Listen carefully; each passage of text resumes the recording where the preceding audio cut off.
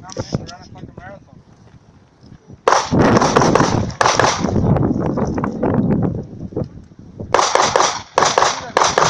Let him get ready. That's all I do. Let him get ready. Okay, she's ready. Goodbye.